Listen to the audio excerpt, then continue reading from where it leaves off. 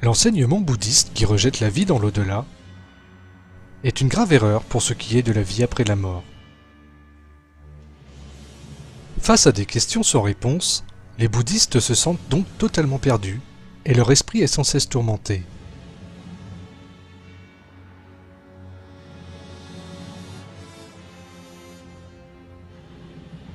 La croyance bouddhiste dans ce domaine repose sur les doubles superstitions de la réincarnation et du karma. Selon la croyance en la réincarnation, les hommes sont réincarnés en différents corps après la mort. Autrement dit, une personne redeviendra poussière après sa mort. Selon la croyance dans le karma, une personne sera inévitablement récompensée dans sa prochaine vie pour toutes les bonnes œuvres qu'elle a faites au cours de celle-ci.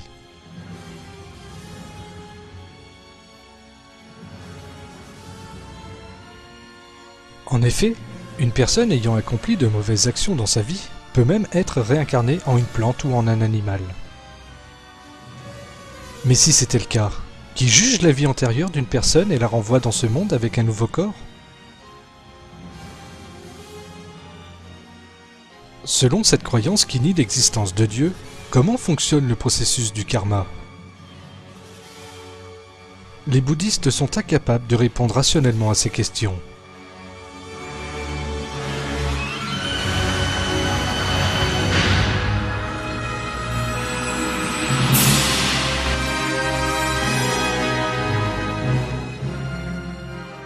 Parce qu'il n'y a rien de rationnel dans leur religion.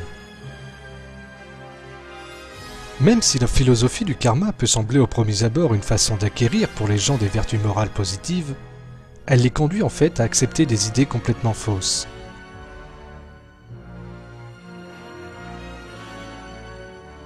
Selon cette croyance, l'impuissance des hommes, leurs maladies et faiblesses sont issues des impuretés morales et sont censées être une punition de leurs actes accomplis précédemment.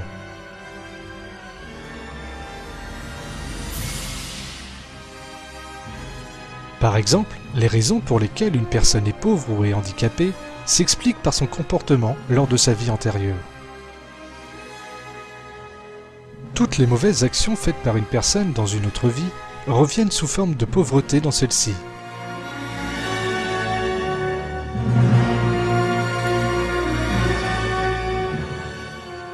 Autrement dit, elles n'ont que ce qu'elles méritent. Cependant, dans la religion islamique, insuffisance physique ou difficulté ne constituent pas des châtiments. Ce sont simplement des épreuves. Et les hommes ont pour devoir de s'entraider dans l'adversité et la détresse.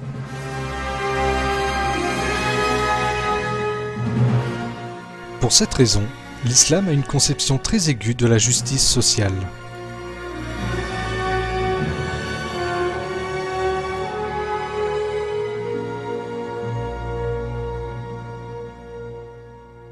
Cette conception se retrouve également dans le christianisme et le judaïsme, originaires de la même source divine.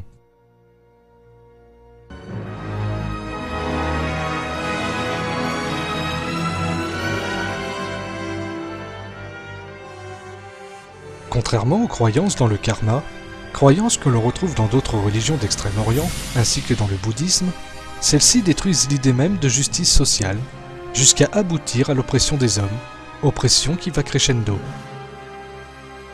Le système injuste de caste en Inde, qui se pratique depuis des centaines d'années et scinde la société en groupes, a trouvé sa base philosophique dans le mythe du karma.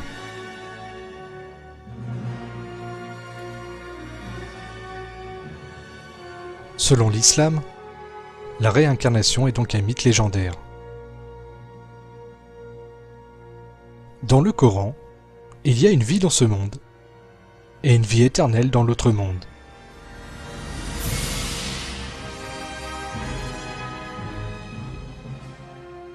Il est impossible de redevenir poussière plus d'une fois. Dans un verset, Dieu nous parle de la mort et de la résurrection en ces termes.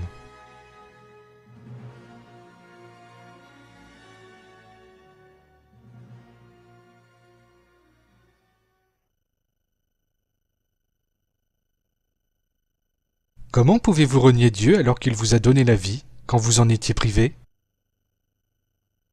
Puis il vous fera mourir, puis il vous fera revivre, et enfin, c'est à lui que vous retournerez.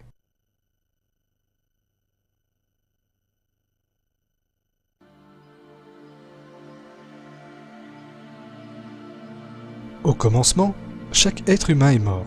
Autrement dit, la base de la création humaine, ce sont des substances inanimées telles que la terre et l'eau.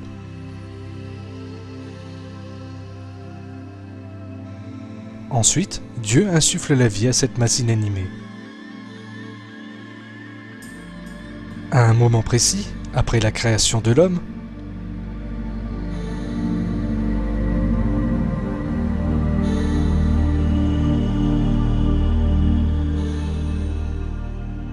sa vie arrive à terme et il meurt.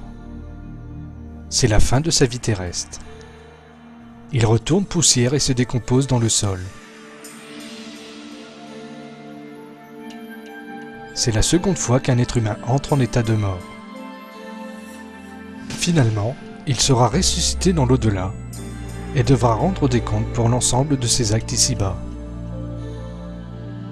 Dans le Coran, Dieu dit qu'après avoir créé l'être humain dans ce monde, il ne connaîtra qu'une seule mort.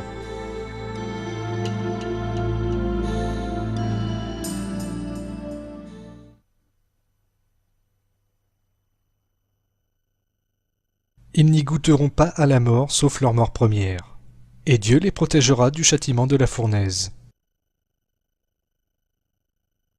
C'est là une grâce de ton Seigneur, et c'est là l'énorme succès.